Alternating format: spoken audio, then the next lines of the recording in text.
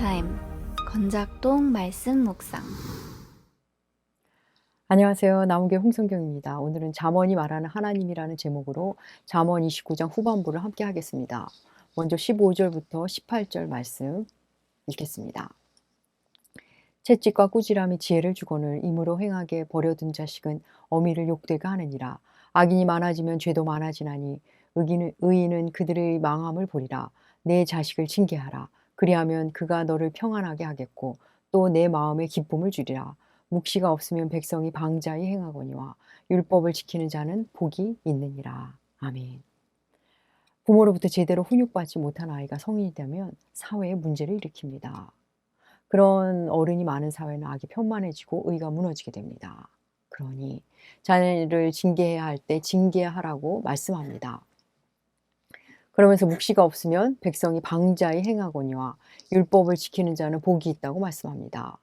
이 말씀을 가정교육과 사회를 연결시켜서 읽으셔도 무리는 없습니다. 하지만 잠언의 중심 주제는 언제나 여호와 경외입니다. 잠언의 큰 줄기는 다윗 왕이 그 아들 솔로몬에게 주는 말입니다. 왕이 그 아들에게, 그러니까 아버지가 아들에게 주는 말입니다. 왕인 아버지가 자녀에게 주는 말의 형태로 하나님 아버지가 하나님의 자녀인 우리에게 주시는 말씀이 바로 잠언입니다. 여러분, 하나님은 우리가 잘못했을 때 징계하시는 분입니다. 다시는 그러지 못하도록 징계하십니다. 그런데 오늘날 교회 안에 징계가 없어졌습니다. 언제부터인가 우리 하나님은 징계하지 않으시는 하나님이 되었습니다. 여러분, 신부리서를 통해 하나님은 우리에게 분명히 말씀하셨습니다. 징계가 없으면 사생자라고. 그런데 우리는 더 이상 징계하시는 하나님을 말하지 않습니다. 우리가 친아들이면 하나님은 우리를 징계하십니다. 여러분, 우리가 어떤 힘겨운 일을 만났을 때 혹 내가 그 일로 징계받는 것은 아닌가? 혹 내가 돌이켜야 할 일이 있는 것은 아닌가? 내가 무슨 잘못이 있는 것은 아닌가? 하나님이 내게 하실 말씀이 있는 것은 아닌가? 우린 돌아봐야 합니다. 우리로 잘못된 길을 돌이키게 하기 위해 징계를 주시는 중인데 하나님이 그럴 리가 없다며, 그런 하나님이 아니라며 그냥 사람이나 원망하고 탓하고 있을 때가 우린 너무나 많습니다. 여러분, 어떤 일 앞에서 내가 돌이킬 일은 없는지, 나의 어떤 부분을 하나님이 다루고 계시는 것은 아닌지 돌아보시기 바랍니다. 하나님이 우리를 미워서 그리하시는 것이 아니라 사랑해서 하는 것이니 위축될 것 없습니다. 감사함으로 받고 돌이키면 됩니다. 제가 청년들에게 예전에 그런 말을 하곤 했습니다. 컨닝하다 들켜서 학점이 빵꾸 나거나 징계받으면 감사해라. 컨닝하는데 들키지 않고 거기에 점수까지 잘 받으면 앞으로 사회생활도 그런 식으로 할 텐데, 들켜서 그 삶이 중단되니 얼마나 감사하니. 너만 들켰다면 더 감사해라. 내가 하나님의 자녀라는 증거다. 이렇게 말하곤 했습니다. 여러분, 하나님은 징계하신 우리의 아버지십니다. 잠언에서 자녀를 꾸짖어라, 회초리를 들어라, 징계하라 하시는 것은 우리 보고 우리의 자녀에게 그렇게 하라는 말씀이기 전에 내가 너희에게 그런 아버지라는 말씀이기도 합니다. 묵시가 없으면, 달리 말해 계시가 없고 말씀이 없으면 방자해지고, 말씀을 가지면 여러분 복을 받습니다. 징계의 끝은 말씀으로 돌아가는 것입니다. 그래서 말씀으로 사는 거구나, 하나님을 경외하며 살아야 하는구나를 징계를 통해 배우는 겁니다. 이어지는 19절부터 22절도 결국 같은 말씀입니다. 대상이 종으로 바뀌었을 뿐입니다.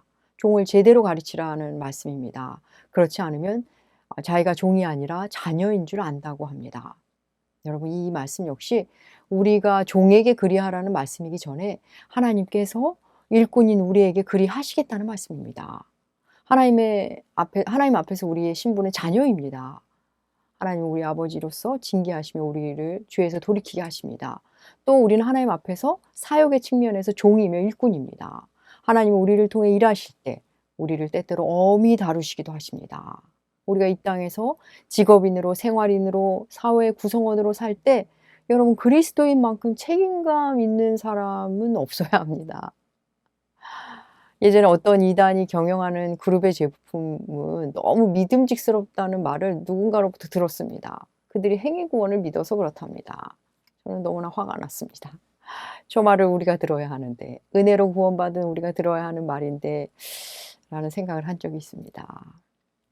여러분, 그리스도인은 하나님 앞에서 사는 사람들이니 사람이 보던 말든 얼마나 성실하겠습니까?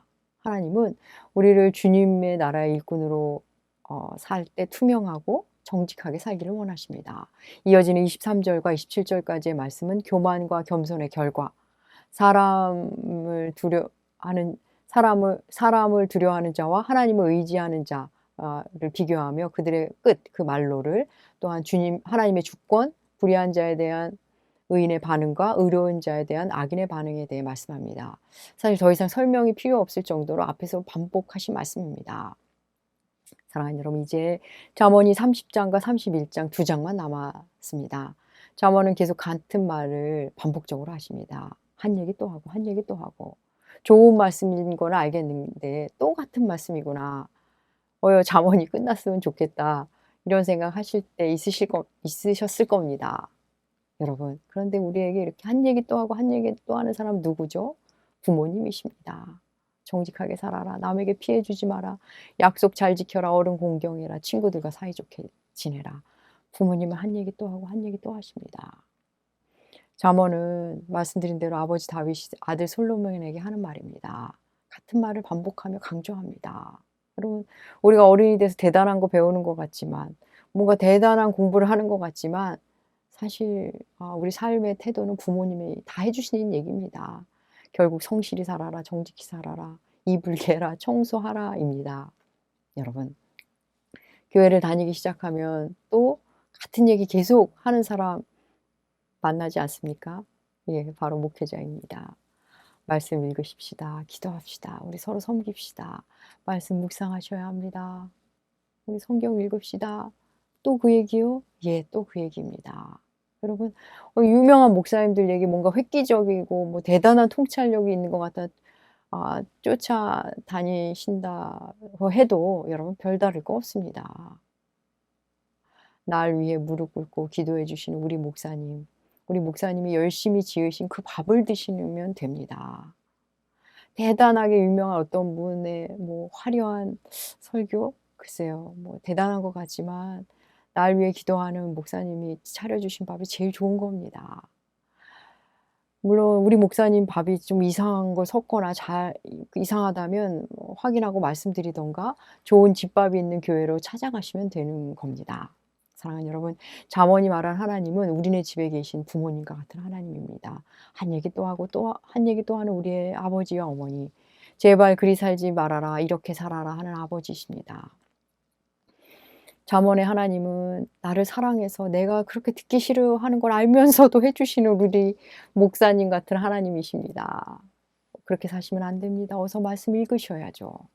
대단히 유명하지도 않지만 설교도 뭐 그렇게 대단한 통찰력이 있는 것 같지는 않지만 나를 사랑해서 최선을 다해 기도하시고 최선을 다해 밥을 지어주시는 우리 목사님 같은 하나님입니다.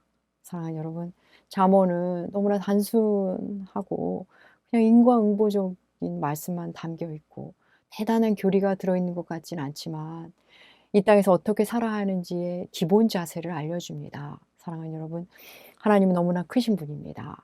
그 크신 분이 우리의 눈높이에 맞춰서 이렇게 반복적으로 말씀해 주신다는 것 자체가 너무나 놀라운 은혜 아닙니까? 이제 잠언 2장 남았습니다. 시간 되시는 대로 앉은 자리에서 잠언을 처음부터 끝까지 한번 읽으시며 다시 우리 아버지 하나님을 만나시기 바랍니다. 또 성경 읽으라는 얘기라고요? 예, 또 그 얘기입니다. 감사합니다.